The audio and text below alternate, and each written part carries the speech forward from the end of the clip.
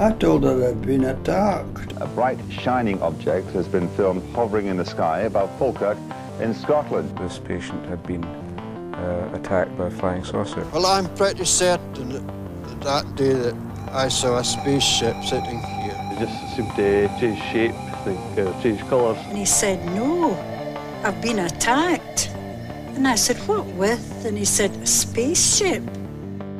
If you think of strange sightings in Scotland, then you might think of our lochs, our old buildings, you know, like ghosts, the Loch Ness Monster, selkies, kelpies, etc. If you don't know what those are, you should check out my Scottish Myths and Legends video. But if you really want to see something strange in Scotland, aside from Dumbarton on a Saturday night, then you should be looking at the sky. Whether or not you believe in this sort of thing, you can't deny that these stories I'm about to tell you in this video are completely bizarre. I think they're fascinating. I love this sort of thing. I'm sceptical, but I'm open.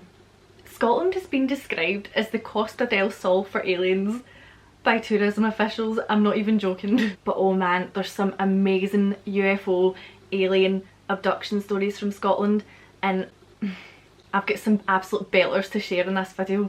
Stay tuned to the end of the video where I'm going to tell you the best story. It's one that I actually think that I believe. Before this video begins, if you're new to my channel, I'm Erin. I make videos about Scotland, the outdoors, occasionally creepy things, periods, mental health and gin. Over 70% of people that watch my videos aren't subscribed. If those things interest you, then you should subscribe. Thanks. Okay, right. Aliens. Let's start with the hub of alien activity. One of the areas where there's been a hell of a lot of sightings, the Falkirk Triangle. Sorry, I was trying to be dramatic. The Falkirk Triangle. This area, in Bonnybridge in particular, is a UFO hotspot. Don't quote me on this, right, and I don't know how legit it actually is, but I read on a few different websites that Bonnybridge has over 300 UFO sightings a year. One of the first documented accounts happened back in 1992, where a local man, James Walker, was driving. He was just having a nice relaxing drive, listening to a wee bit of the Rolling Stones, a wee bit of the Cars, you know, just kidding, I don't know his music taste. He might not even have been listening to music, I don't know. Anyway, he was just driving, right? He saw what can only be described as a bright, shining, big object, shaped like a star, hovering over the road, and he couldn't pass. Like, this bright thing was like, nah mate, sorry. So he had to just sit and wait, and he was just sitting watching it. And then he said it just flew off at an incredible speed. Bit weird. Also in 92, a woman and her daughter were having a wee walk at night, and they saw as well what they described as a glowing ball hovering over the road, just like James saw. But they said this one made, this creeped me out a little bit. Basically she described it as it landed in front of them, and then they heard what sounded like a door creaking open, and then the door creaking open noise was followed by a howl.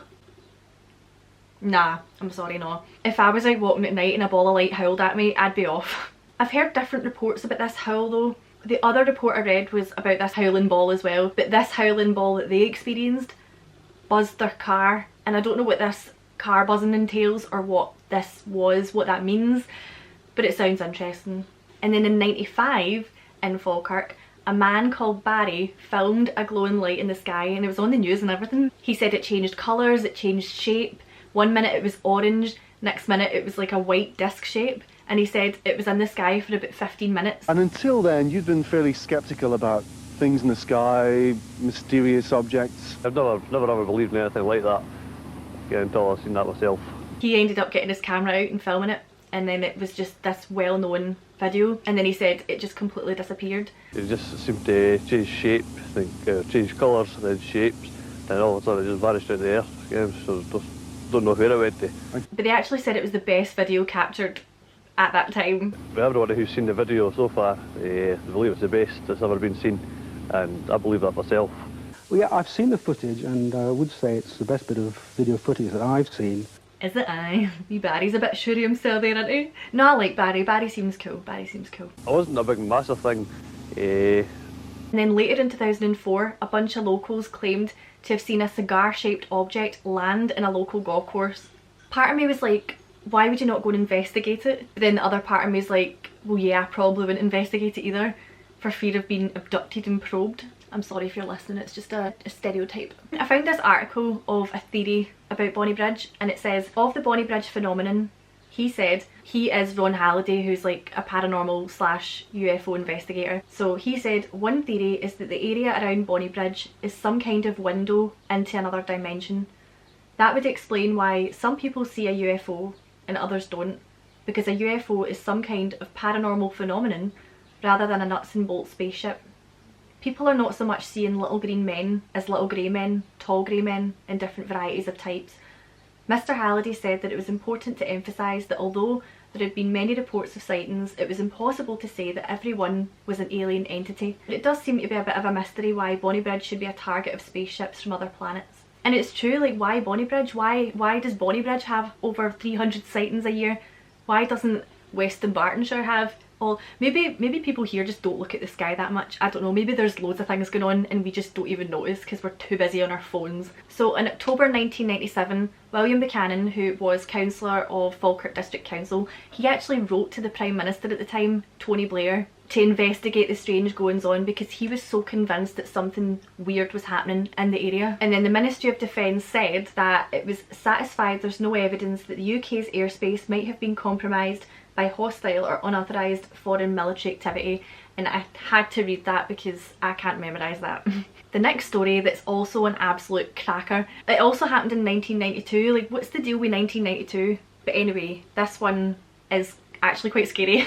It took place on the A70 road south of Edinburgh. Two friends, Gary Wood and Colin Wright, were having a wee drive. They were listening to a wee bit of the Rolling Stone. No, I'm just kidding. I think this was like later on at night when they were driving, and then they saw a disc-shaped object above the road in front of them. This one was dark, it had no lights, and it was huge. Apparently it was just black and huge. So then apparently a beam of light surrounded the car, and Gary, who was driving, freaked out a wee bit, obviously, and put his foot down to try and get away, but they blacked out. When they wake up, the car is on the opposite side of the road, flipped round, and when they checked the time, they realised that they'd lost about an hour. The government actually released previously classified documents in 2012 which showed that the Ministry of Defence had actually filed a report about this. They'd taken it that seriously. According to the report, Gary had contacted the police, the BBC, a university and even a psychologist to just try and get some sort of explanation about what happened.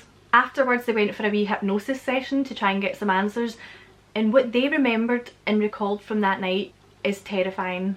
They ended up both describing an intense, terrifying alien abduction experience. I'm going to read part of an interview with Gary which I read in The Scotsman, and oh man, just wait and hear this. This is what happened in his hypnosis session. Mr. Wood said in a newspaper interview in 1996, "I saw three creatures coming towards my car.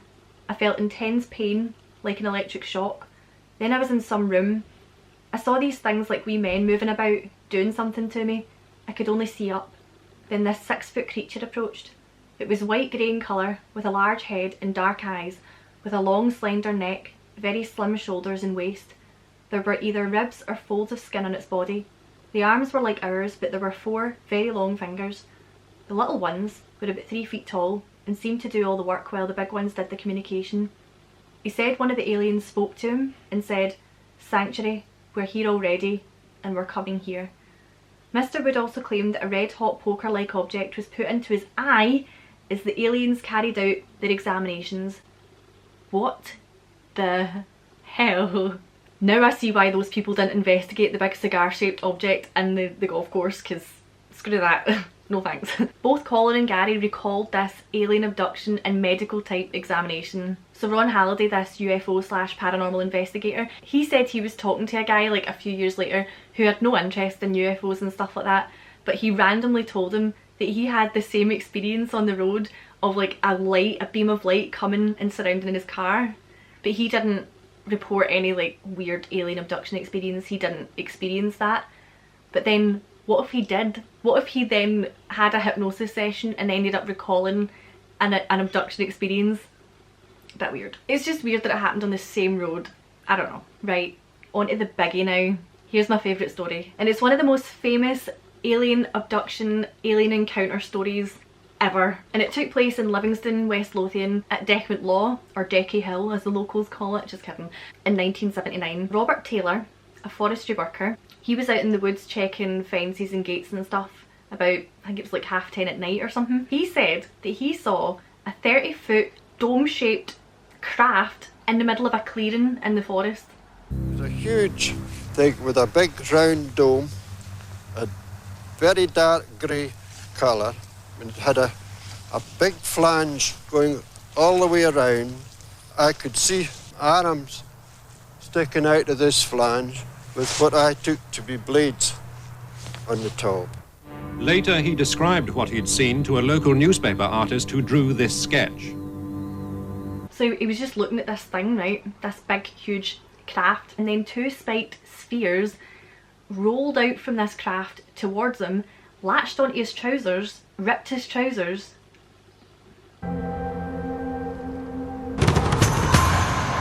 and he passed out. As I stood here, two balls came out, two balls. I think they'd be about 3 feet in diameter with about 6 spikes. And they were rolling on these spikes. They came right up beside me. I remember feeling a tug at that time. A very powerful smell, a choking sort of smell. That was it. He also lost his voice after it. He couldn't speak. He couldn't remember how to drive properly. He couldn't really walk properly. He was just completely dazed, completely out of sorts. He doesn't know what happened. He ended up having to just walk home. We received a call at the surgery from his wife saying that this patient had been attacked by a flying saucer. A few people who were trying to disprove this, one guy in particular from the documentary that I watched, he was adamant that it was some sort of epileptic fit, but Robert had had no previous experience with epilepsy and didn't have anything since, and even his doctor said that it wasn't likely to be that, so the police were phoned and they actually recorded it as a common assault. So it's one of the few examples of police actually investigating a UFO encounter. Detective Inspector Ian Wark went to the scene of the crime to examine it. I had a good look around and I saw marks on the ground, numerous circles, approximately 3.25 inches in diameter, and marks quite similar to caterpillar tracks. I then made a sketch plan. So this detective was adamant that he'd be able to solve this pretty quickly by going to Robert's employer, Livingston Development Corporation, to see if the machinery that they had there matched the tracks that were in this clearing. But alas, nothing. Ian also stated that the marks didn't go anywhere. They didn't seem to have come from anywhere. They didn't then seem to leave. It was as if something had just landed there. The police report said that the marks on the ground showed that an object of several tons had stood there, but there was nothing to show that it had been driven or towed away. So there's a few documentaries on this story, and there's a couple on YouTube, but I'll put everything down below. And it's just fascinating to me. It's really interesting, especially Robert, who seems like a really normal, level-headed, decent guy, and anyone that knows him described him as an honest man, someone who wouldn't lie about this sort of thing. He had nothing to gain from this sort of thing, especially in Scotland where he must have got absolutely ripped for it. Like, there's just no reason for him to lie about this. He was teetotal, he was a war hero, he was a churchgoer, he was just an honest, decent man. We must accept the story of Mr. Taylor. He is a very highly respected member of the community, a man of high integrity, and not one likely to invent such a story. Robert Taylor is one of those kind of great witnesses that you find absolutely just tells the truth as it happens. He's the kind of person that you would want on your jury service, not one prone to make up stories. He never deviated from that story. Up until he died in 2007, he told that story exactly the way he'd always told it. He stuck to his word. I absolutely loved the interview with his wife. And I said, oh goodness me, there's no such a thing as a spaceship. I'm going to phone the doctor. You must have fell and hurt your head. The evidence too is just like, they examined his trousers. The damage to his clothes aligns perfectly with his story. The marks on the ground. There's just so much evidence to back up his story. And that's the weird thing. His trousers were torn. We set them for forensic examination. It seemed to be caused by a mechanical type of action. In other words, something hooking on or grabbing the trousers and breaking the fabric and moving up with it. I'll put my wee UFO playlist that I used for this video down below, and you can see all those videos that I've been talking about, that I've been inserting in this video. What do you think? Do you believe? I love this stuff. I think the universe is so huge and so vast that it would be silly to think that we were the only beings that existed within it. If we can exist here on this tiny planet, then why can't something else exist elsewhere? We are so insignificant, it's ridiculous, and we know so little about what's up there that it just blows my mind. Sometimes I sit and have an internal crisis about the fact that we are just sitting floating in the middle of the universe. But yeah, I don't think it's a question of do other beings exist. I think it's more of a question of have these other beings visited Earth. I've read too many things on Reddit that describe and explain how it's pretty much impossible for other beings to have come to Earth and stuff. But I also think anything's possible. Why not? Like, there's so much we don't understand. And I don't know, I just think that it's a possibility. There's just so much we don't know, and there's so much we can't explain. And all I know is I'm going to spend more time looking up at the sky. And there we have it. There's my UFO video. I hope you enjoyed these stories. If you've ever seen anything like that or have experienced anything weird, please leave it in the comments below because I love all that sort of thing. So if you enjoyed this video, don't forget to give it a thumbs up, click the notification bell if you want notified of when I upload, click the subscribe button. I also have a Patreon page if you're interested in supporting me over there and getting wee extras. Thanks very much for watching, and I'll see you later.